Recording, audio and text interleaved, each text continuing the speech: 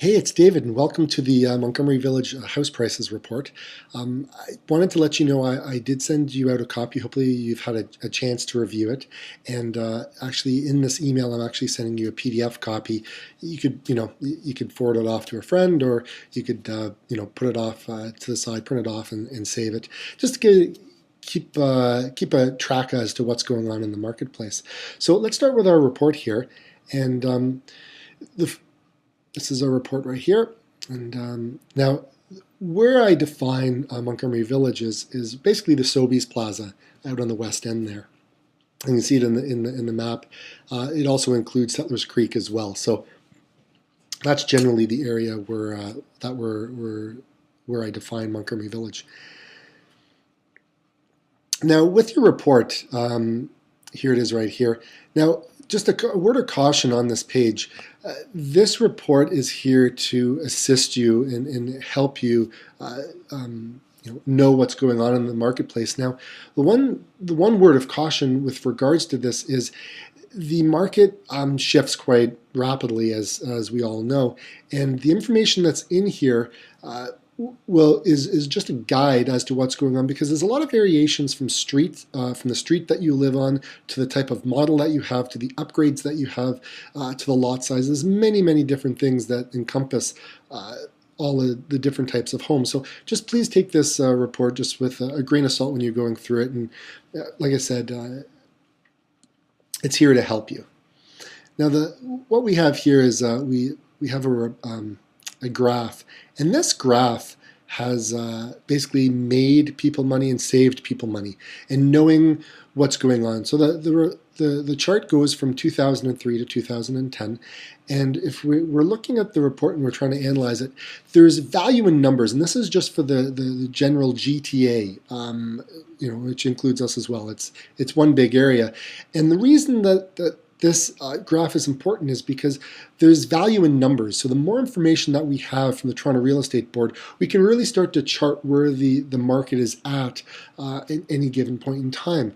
So if we look here, generally speaking, in January and February, it's a low time of the market, so to speak, with regards to activity and prices.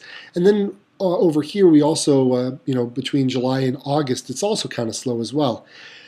Now, where we start to see the humps, we normally see it in the spring market, as we can see here. And what generally happens is people kind of come out of their caves, and from it being nice and cold, and they start to see what's out on the marketplace. And usually at the beginning of spring, there's not a whole lot of product on the market, like homes, that is. And so when people are looking to buy, they don't have a huge selection. So they start this scarcity model that comes into play. So supply and demand. So it starts to drive the prices up. Now, also what happens is the influx of buyers continue to march forward, and then people start to realize, well, wow, okay, homes are starting to move, I better put mine up for sale. So they start putting it up for sale, and eventually the prices start to continue to go on up. But then we hit May, and it kind of peaks out at May, because usually people want to get in before the summer months, or they want to close in the summer months, which is why the chart starts to go down, because people go away on vacation during those times in the summer months, and they're moving, and there's a lot of activity going on. But then things start picking up again in the fall time, where people want to get in before Christmas. So you start to see the trends, and whether these trends are, whether there's a scarcity or whether there's more houses selling in the higher price range, the chart basically shows that, okay? Now, what we're interested here is in Orangeville, things move fairly reasonable with regards to the different types of homes. So if we take a look here with the townhomes, okay, and we've gone back in time, back to July, but there's usually quite a bit of activity in this price range. Townhouses, they're always affordable and people are always looking for them, but they don't last on the market very long. But it's the value that you're getting out of it. So one of the things that I'm going to talk about a little bit later on is how to get a little bit more out of that home. Okay, so as you can see here, the average selling price is $258,000. Okay, we had our medium $258,000, but there weren't any homes that sold in the last 2 months. Townhouses, but generally speaking, you pretty much get 100% selling in those months, and in that month we actually got 200%. And again, you're usually up in the 99% range of list to sale value. Now, if we look at the semi-detached as you go down, there's you're gonna notice something very, very strange. You're gonna go, wow, that's 218,500, and then the median price is 229. Basically, the average and the median. The average can get skewed, which is why I put the median price in there, and that's the price that usually comes up in those 5 sales, and so that's where that number comes into play. Now, but what you'll also start to notice is the prices start to drop. Okay. And it's a funny thing because with the semis, there's a lot of older semis in town and there's not really many new semi-detached. So this particular area is you're looking at a lot of the post-war homes and then homes that were built in the 70s, as opposed to the townhouses that were a lot newer from the 1990s and 2000s. So you'll start to see the distinct difference between the two. But again, generally speaking, the average from 27 days to 56 days. It's a real mix of how long the amount of sales that there are. And then the average to list sale, that also averages out from 96 to 98. But here's the thing that is very, very interesting is when you get into the detached homes, they're the higher priced, but the sales to active really drop quite a lot. They go from, in December, we only had 28% of the sales are sold from the actives. So 71 actives, we had 20 sales that month. There was only 28% movement. And again, in this price range, we end up going from 97 to about 98% average list sale price. Okay, so this is a real fluctuation between the areas. Okay. And then here we just have some general stats. And one of the stats that I wanted to talk about was the year to date. So we had like 915 listings and 614 sales. So the average price was 315. And the median price, again, this is the price that comes up kind of over and over, usually out of those 614, we settled at about 287. But here's the number to really look at is 67% of the homes sold. And that's pretty good. But there's other ways to really squeeze that extra money out of a home. And for a small investment, you can get maybe another $5, $6, maybe even $10,000 more out of the home. Okay, and the average days on market was 38, and the average to list was 98%. Now, one of the things, so over on the next page here, there's some nice things that people have said about us, about getting their homes. You can just read that on your own. And then here, what's for sale in Montgomery Village? And right now, there's not a whole lot for sale. So this report was done about 2 weeks ago. So at the time, there wasn't a whole lot of inventory in the marketplace. But what's really important to note when you're selling the home is the following.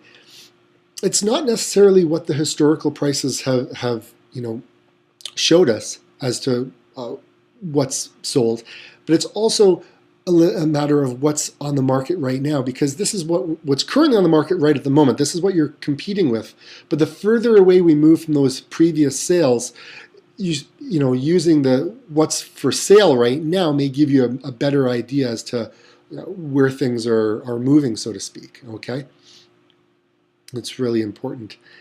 And then down here on the next couple of pages is I gave a little bit more of a quick snapshot into Montgomery Village, and how many sales there were, the average price, listings, things like that. So this would be a whole snapshot of the whole year for that area that I highlighted in blue earlier on in the report, and I did that for the last 4 years just to give you an idea of where things were at. Okay, and you can go through that on your own there. Now, one of the things here is on the next page here is there are free services that you can get right now. One of them is called a pinpoint price analysis, and this is where most agents will just go and they'll just give you a price of home. And I'm seeing this over and over again. Sometimes you have to fight a lot for what you want for your home. And like I said, I'm not trying to buy anyone's listings or whatever, but what I'm going to talk about is there's different ways of doing this. And so what I'm going to talk about is there's a 30-day, a 60-day, and a 90-day list price, and that's really where I where what I would give people is give them choice, and it's always about having the choice. And the higher up you go, in like the 90-day list price, I mean that's getting more aggressive. And again, if you're not too concerned about selling as quickly as possible, but the 30-day and the 60-day, if you really want to get moving on and whatnot, you could get a different price range on each one of those. Okay, so again, that's more of a real drill down price for each category, so to speak. And then the room by room review is a 16-page report, and with the report, I can really go into detail as to things that you can do and things that you shouldn't do to actually get more value out of your home. Like, so if you're thinking about doing a basement, or if you're thinking about putting up a fence, or maybe even putting in a pool, is that going to add value? In most cases, not. Okay, and there's other things that we can talk about as to things that you should be doing that could really get your, get the car moving, and that's important because whether you put your money in, so whether you put in $1 and you get $3 out, or possibly even $5 out, that's kind of what you want, what you're thinking about. But whether it's time and money, which do you want to get moving on and get to the next place. And then there's the amount of money that you can go ahead and put into your home that doesn't really give it necessarily more of a break-even number, and that just helps just makes the process easier. And that's some other things that you can do. And again, you're going to break even on those ones. Now, there's a third one in here. It's called a silent market, and what this is I do a daily show with Orangeville Daily Homes, and with this show I have like 1,500 email addresses and whatnot. So for the folks that watch the show, I tend to showcase certain homes on this report in the show, and again, it may even sell even before it gets out onto the market. So it's a good opportunity to maybe reach out to the people that are looking to get the property moved even before putting up a for sale sign as the next measure. So those are just some of the services. Just some. There's a lot more that really gets into it. I mean, like there's a lot of. Remember we talked about average listings and average price of home. That's the average. Now, I've got a formula that changes that, basically puts it on its head, and squeezing every little bit out of that house to make it the best it can show and get the most money that you can get.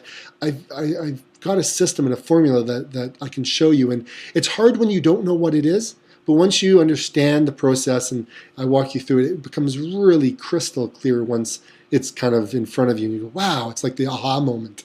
Anyways, these are just some of the things that we talk about. So I hope you enjoy your report, and if you want to get on the market, in the next month, 2 months, it's kind of a good time because there's not a lot, as you can tell, for sale in the area. And there was a house that we're just renting out on Montgomery Boulevard. There's no sign up because the owners didn't want to put it out there. But we're renting their house out, and since I've done that, I've got about 4 people who are going, so is anyone selling in the neighborhood? So there's a possibility that I may be able to have a buyer for your place. Just like I said, this is just what's been happening over the last 2 weeks. So hopefully you enjoy your report. If you have any questions, my contact information is all in the email, and I look forward to helping in the future. And if you want to get together for a cup of coffee at Starbucks, I'm there quite a bit because I'm in the area. So hopefully you enjoyed it. And for next month, we're going to be talking about a lot of changes that's coming into the marketplace and a lot more goodies. One last thing before I leave. There's some changes that have happened with CMHC with regards to mortgages and whatnot. And one of the mortgage changes that have come into play is with your property, with your home, if you go ahead and you refinance the home, right now you can get up to 90% of the equity in your home. Okay, you can refinance up to 90%. The change that's coming down the pipe in March is going to change that from 90 to 85%. I think that's good for homeowners to be able to keep more equity in their home. And I think that's a good thing. Now, the other change that's come into play is changing the mortgages from a 30-year to amortized 35-year to a 30-year. And again, I think that's also good. But again, that will also impact the amount of people that can go ahead and afford a home in the marketplace. So every year the government likes to do these changes, and it's usually in the spring market that they'd like to do it in. So those are just some of the changes that have come down the pipe, and they go in place March 18th. That's the day it takes effect. So anyways, if you want to beat everyone out before all those things start happening, you may want to start doing things now. So enjoy your report, and we'll catch you next month. Bye for now.